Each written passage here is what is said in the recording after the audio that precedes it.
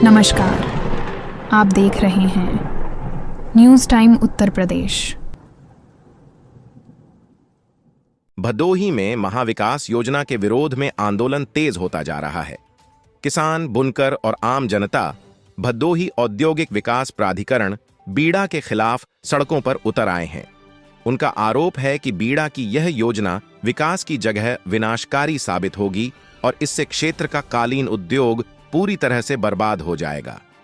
भदोही के पूर्व ब्लैक प्रमुख और सपा नेता विकास यादव ने कहा कि बीड़ा की स्थापना के 42 साल बाद भी क्षेत्र के लोगों को कोई लाभ नहीं मिला है। अब सरकार महाविकास योजना के नाम पर किसानों और बुनकरों की जमीनें छीन रही हैं। उन्होंने इस योजना को महाविनाश योजना करार दिया। विकास यादव ने कहा, विकास का हमेशा स्वागत है, लेकिन यह योजना क्षेत्र के लिए विनाशकारी साबित होगी। इससे कालीन उद्योग पूरी तरह से बर्बाद हो जाएगा। किसानों और बुनकरों की मांगें जायज हैं और सरकार को उनकी मांगों पर गौर करना चाहिए। विकास यादव ने चेतावनी दी है कि अगर सरकार ने इस योजना को वापस नहीं लिया तो समाजवादी पार्टी सड़कों पर उतरकर आंदोलन करेगी। उन्होंने कहा कि किसानों, मजदूरों, बुनकरों और आम जनता की बस्तियों और कृषि भूमि को बचाने के लिए हर संभव प्रयास किया जाएगा। भदोही का कालीन उद्योग दुनिया भर में मशहूर है, लेकिन बीड़ा की इस योजना से इस उद्योग पर गहरा खतरा मंडरा रहा है। स्थानीय लोगों का कहना है कि अगर उनकी जमीनें छीन ली गईं तो कालीन उद्योग पूरी तरह से तबाह हो जाएगा। अब देखना होगा कि भदोही औद्योगिक विकास प्राधिकरण और सरकार इस मामले पर क्या कदम उठाती है। क्या सरकार किसानों और बुनकरों की मांगों को मानते हुए इस योजना को वापस लेगी या फिर विकास के नाम पर क्षेत्र का विनाश जारी रहेगा। यह मुद्दा अब राजनीतिक गलियारों में भी गर्म हो गया है। विपक्ष इस मुद्दे को लेकर सरकार को घेर रहा है। देखना होगा कि इस मामले का क्या हल निकलता है। महायोजना का प्रस्ताव बीड़ा द्वारा दिया गया है। सबसे पहले तो ये है कि बीड़ा को आए करीब 41 साल हो गया। 41 साल में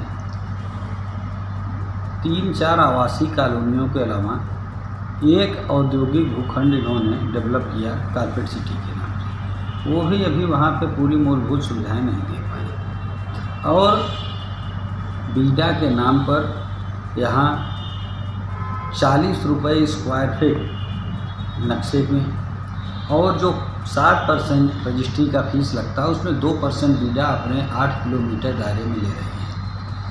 आप सोचिए कि कितना अधिक राजस्व जनता से वसूल करके बीड़ा ले रही है, उसके एवज में बीड़ा जनता को क्या दे रही है। वो यहाँ औद्योगिक विकास प्राधिकरण के नाम पे उसका स्थापना हुआ था, लेकिन आज बीड़ा केवल एक आवासीय कॉलोनी मतलब प्राइवेट कॉलोनाइजर के रूप में काम कर रही है और इंडस्ट्री या इसके उत्थान के लिए यहाँ के बुनकरों के लिए कोई भी ऐसी मूलभूत सुविधा अभी तक बीड़ा उपलब्ध करा पाने में नाकाम रही है।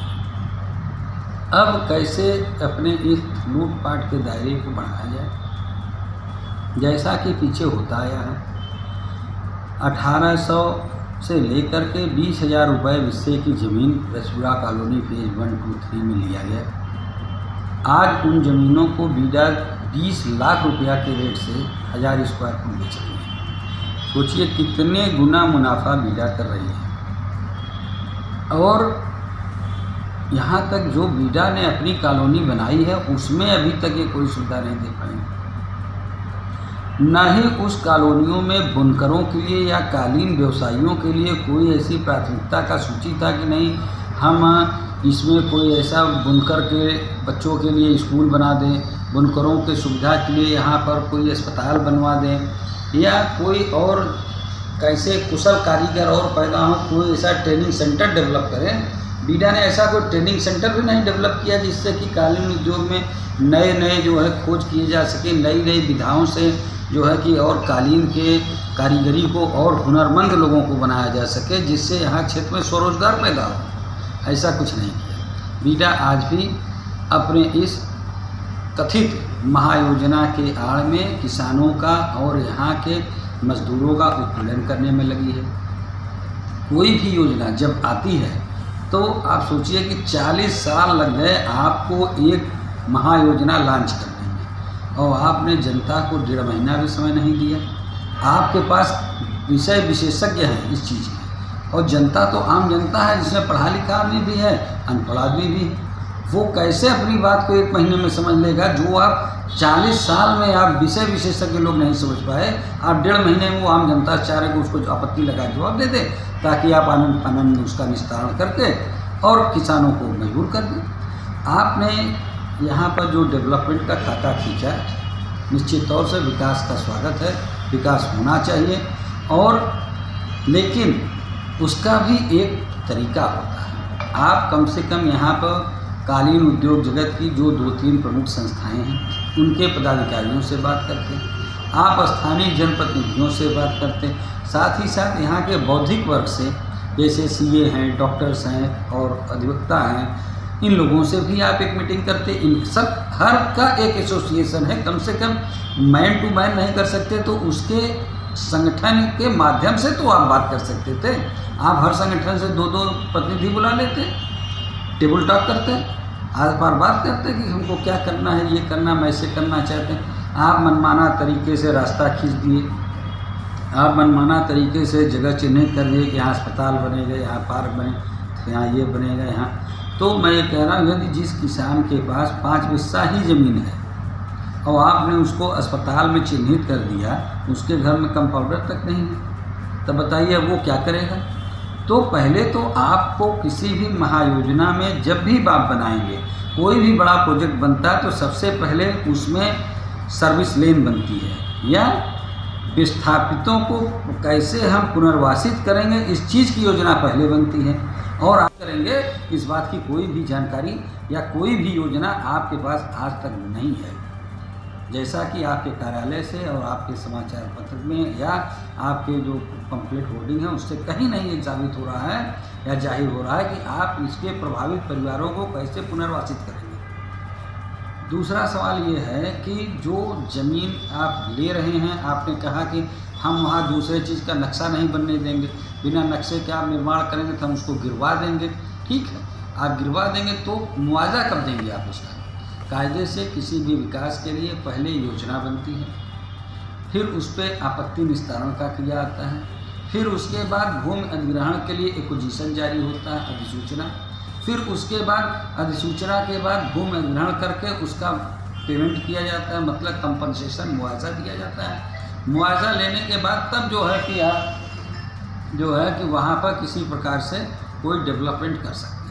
लेकिन यहाँ तो आप सीधे सीधे बताएं मैं 2041 में करूँगा, तो इस 20 साल में जितने हमारे यहाँ पर सम्मानित पढ़े लिखे प्रबुद्ध अधिकारी हैं, शायद उस समय तक वो रिटायर हो चुके होंगे और वो अपनी इस जवाबदेही से भी बच जाएंगे कि हमने क्या जनता से वादा किया था। लिहाजा कोई भी परियोजना बने उसका स्वागत है। अभी आपको ताज़ा उदाहरण बताता हूँ, सेज के नाम पर सैकड़ों एकड़ ज़मीन कपसेठी के पास एक्वायर की गई और आज तक वहाँ पे एक ईंटा नहीं गिर सका, एक ईंट नहीं गिर सका। जितने जाने कितने किसान आंदोलन करते रह गए, कुछ ने जो है कि अपना उसमें 1-2 तो आत्महत्या भी कर ली है। लेकिन इन योजनाओं से केवल और केवल उत्पीड़न के अलावा और कोई भी इसको दूसरा नाम नहीं दिया सकता। इसको कहा जा सकता है महाउत्पीड़न योजना। आप बताइए कि बीडा यहाँ उत्पीड़नात्मक संस्था के रूप में काम कर रही है। इसी जनपद में बीडा परिक्षेत्र को यदि छोड़ दिया जाए तो पूरे ज़िले में बहुत ही सस्ते दर पर माननीय जिलाधिकारी महोदय के यहाँ से या अन्य नगर पंचायतों से नक्शा पास हो जाता है। लेकिन सबसे ज़्यादा लगभग 4 से अधिक चार्ज बीडा ले रही है और यहाँ की मूक और बधिर प्रशासन उसको सहयोग कर रहा है और खुलेआम जनता के लूटपाट का काम यहाँ चल रहा है। बीडा से जनपद में किस चीज़ का लाभ है, आज तक कोई भी लाभकारी योजना बीडा नहीं बता पाई है और ना ही बीडा कोई ऐसा CSR का काम कर रही है, जबकि हर बड़ी जो संस्थाएं हैं, प्राइवेट लिमिटेड कंपनियां हैं या भदोही के उद्योगपति हैं या बैंक है, जो भी है, सब अपने यहाँ कुछ CSR की व्यवस्था रखते हैं। बीडा के द्वारा बनाए गए जाने कितने शौचालय ही नहीं अभी तक चल रहे हैं, चाहे वो रिंग मार्केट का शौचालय है, चाहे अभी नया नया बीडा मार्ट बना है उसका हो, और यहाँ तक है कि आप समझ लीजिए कि सर्विस चार्ज के नाम पर अवैध वसूली चल रही है। यदि आप बीडा में अपने पिता के मृत्यु के बाद अपना नाम चढ़वाना चाहते हैं तो उसके लिए भी बीडा को आपको चार्ज देना पड़ेगा, उसका फीस है। आप यदि दाखिल खारिज लगवाना चाहते हैं तो 35 दिन में राजस्व विभाग उत्तर प्रदेश राजस्व संहिता कह रहे 35 दिन में दाखिल खारिज होना चाहिए, लेकिन बीडा में जब तक कि आप वहाँ दक्षिणा का चढ़ावा नहीं चढ़ाएंगे तब तक आपका 4-4, 6-6 महीने दस्तावेज पड़ा रहेगा, आपका दाखिल खारिज नहीं लगेगा। महायोजना को लेकर आप लोग क्या करने वाले हैं? महायोजना को लेकर के एक बार ज्ञापन दिया जाएगा। इसके पहले भी अभी समाजवादी पार्टी की तरफ से ज्ञापन दिया गया था। यहाँ प्रदेश सचिव आरिफ सिद्दीकी जी थे, उन्होंने यहाँ पर ज्ञापन दिया। हमारे माननीय विधायक राहिल द्विवेदी जी ने, इन्होंने विधानसभा में भी प्रश्न उठाया है, लेकिन अगर इस पर भी नहीं चेतेंगे तो संगठन मजबूर होकर के जिलाधिकारी महोदय का, बीडा के EO का घेराव करेगी और अपने मांगों को जब तक पूरा नहीं करा लेगी तब तक धरना अनशन जारी होगा। जैसा कि समाजवादी पार्टी का इतिहास रहा है कि यह सत्य है, कहा है यदि सड़कें सूनी हो जाएंगी तो संसद आवारा हो जाएगी। तो इनको ठीक करने के लिए सड़कों के एक बार फिर से समाजवाद का हल्ला नारा बुलंद होगा और ऐसे कठोर, निष्ठुर और आधारहीन महायोजना का पुरजोर विरोध होगा।